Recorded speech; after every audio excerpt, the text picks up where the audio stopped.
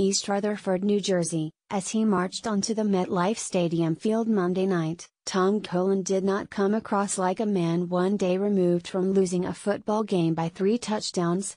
The overlord of the Jacksonville Jaguars had 2 good reasons to project the radiant, puffed-chest vibe of someone who had just won the Super Bowl. Cullen won. He would hold the Lombardi Trophy in his hands during a halftime ceremony honoring the 10-year anniversary of his New York Giants' epic victory over the 18-0 New England Patriots. 2.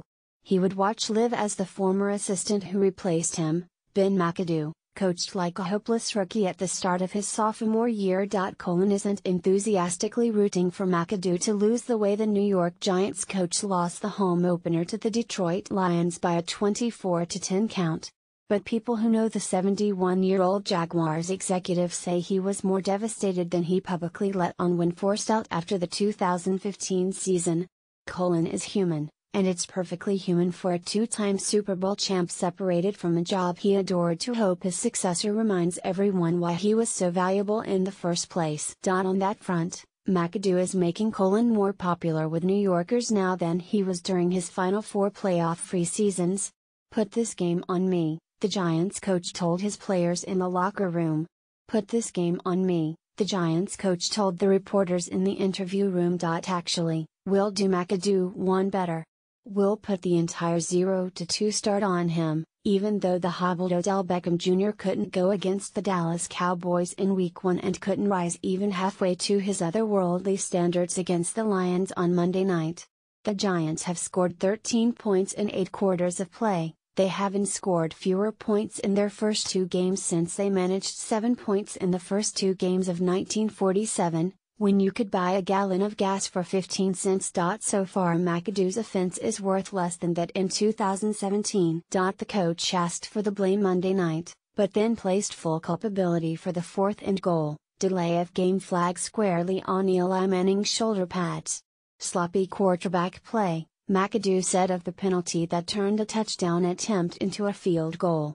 Though Manning later admitted that the quarterback is always at fault on delay of game calls, McAdoo didn't need to fire that spiral into the back of a 2-time Super Bowl MVP who's usually among the league leaders in all accountability metrics. Bottom line, McAdoo did not have his team ready to start the season. Cast as credible contenders, the Giants were outclassed by the Cowboys on the road last week and again by the Lions at home on Monday. They have the same record as their tanking co-tenants, the New York Jets, and they're the only team in the NFC East that isn't 1-1.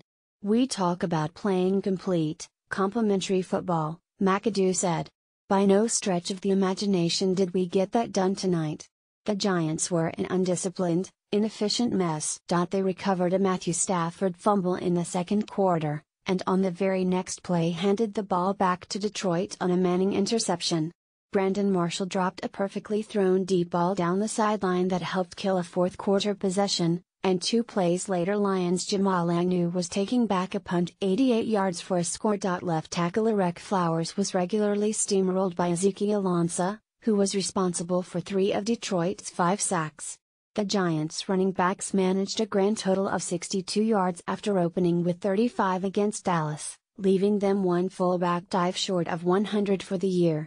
Fans booed McAdoo's decision to run the ball on 3rd and 13 on the Giants' opening series, and booed again throughout the night. The one time the coach and the crowd were in agreement on McAdoo's choice to go for it on 4th down at the 2, Manning's apparent preoccupation with a potential blitz pickup rained on the parade as the play clock bled to 0.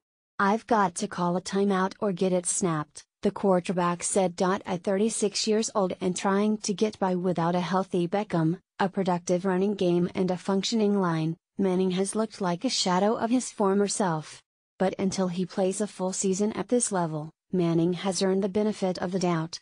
He did once win a championship after an 0-2 start, with the same 2007 Giants who were honored at halftime. "The defense is playing tough," Manning said. "The offense has got to do our part. We've got to make the plays, and we've got to handle our part of the equation to fix this." When asked earlier how the offense can be fixed, Manning said, "We've just got to figure out what's our best personnel, what's our best style, how we're going to be able to move the ball." That sounds like McAdoo's job, And nobody knows if he's capable of doing it. He was never a head coach on any level, high school included, before taking over the GI.